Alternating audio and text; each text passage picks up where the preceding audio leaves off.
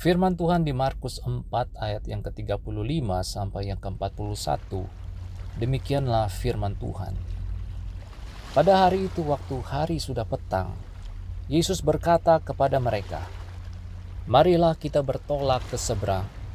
Mereka meninggalkan orang banyak itu, lalu bertolak dan membawa Yesus beserta dengan mereka dalam perahu di mana Yesus telah duduk, dan perahu-perahu lain juga menyertai Dia. Lalu mengamuklah taufan yang sangat dahsyat, dan ombak menyembur masuk ke dalam perahu, sehingga perahu itu mulai penuh dengan air. Pada waktu itu Yesus sedang tidur di buritan di sebuah tilam. Maka murid-muridnya membangunkan Dia dan berkata kepadanya, "Guru, Engkau tidak peduli kalau kita binasa?" Ia pun bangun, menghardik angin itu dan berkata kepada danau itu, "Diam, tenanglah."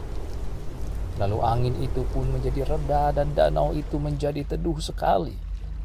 Lalu Ia berkata kepada mereka, "Mengapa kamu begitu takut?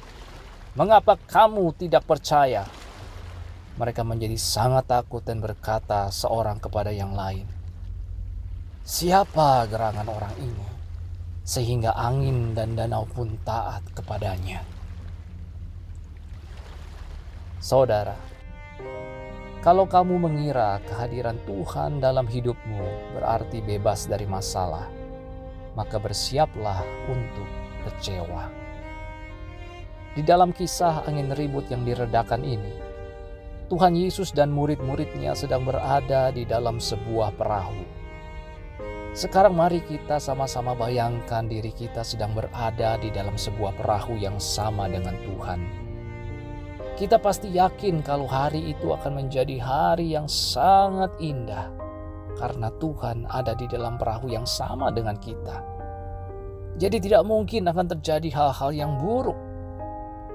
Dan mungkin saja pikiran murid-murid Yesus saat itu sama dengan pikiran kita. Sepanjang perjalanan pasti airnya akan sangat teduh, tenang, dan damai. Jangankan angin ribut, saudara. Mendung saja mungkin tidak akan berani muncul karena Tuhan sedang berada di dalam perahu yang sama dengan kita.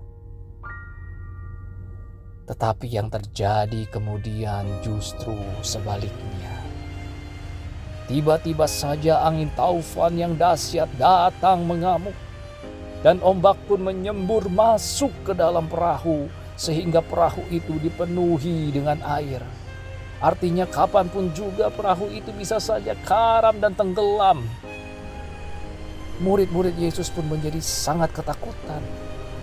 Bayang-bayang kematian seperti sudah ada di depan mata mereka.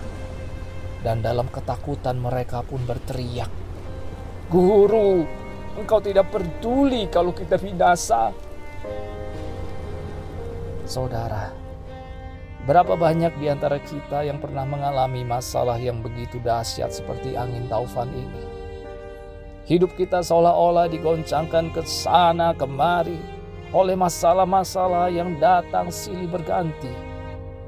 Bahkan sampai kepada satu titik, seolah-olah masalah itu menjadi begitu berat, seperti air yang terus-menerus masuk memenuhi hidup kita.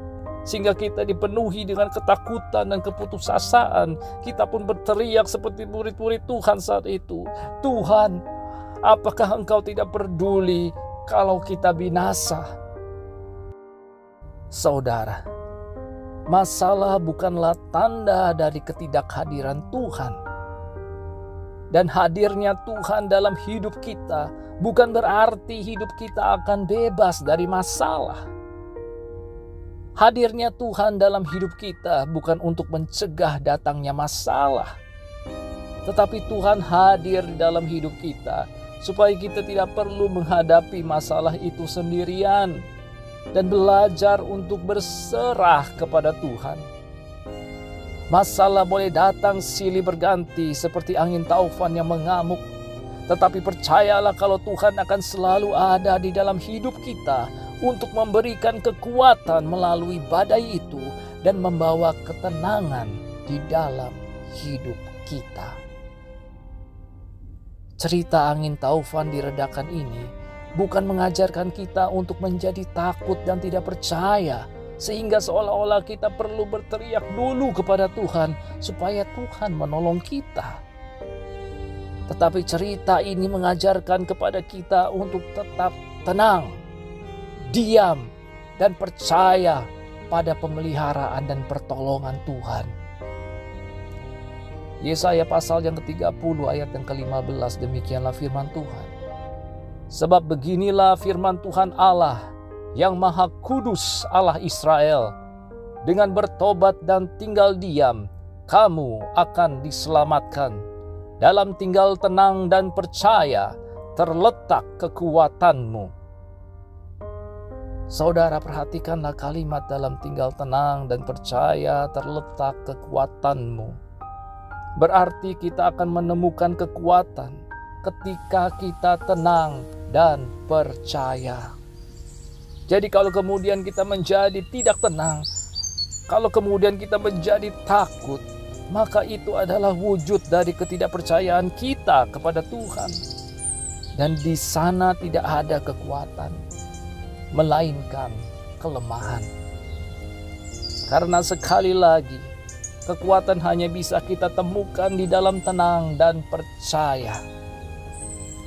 Lalu sekarang kenapa kita bisa menemukan kekuatan dalam ketenangan? Bagaimana caranya?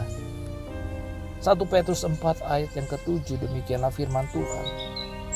Kesudahan segala sesuatu sudah dekat. Karena itu kuasailah dirimu dan jadilah tenang, supaya kamu dapat berdoa. Jadi jawabannya adalah ketika kita dapat menguasai diri kita sendiri dan menjadi tenang, kita dapat berdoa. Saudara, kapan terakhir kali kita berdoa? Kekuatan kita selalu bersumber dari Tuhan. Karena ketika kita berserah di dalam doa kita, ketika kita percaya pada pemeliharaan Tuhan, ketika kita menyerahkan segala khawatir kita di dalam doa dan ucapan syukur, ketika kita belajar untuk tetap tenang di dalam perahu itu, Tuhan tidak perlu menghardik angin itu supaya reda.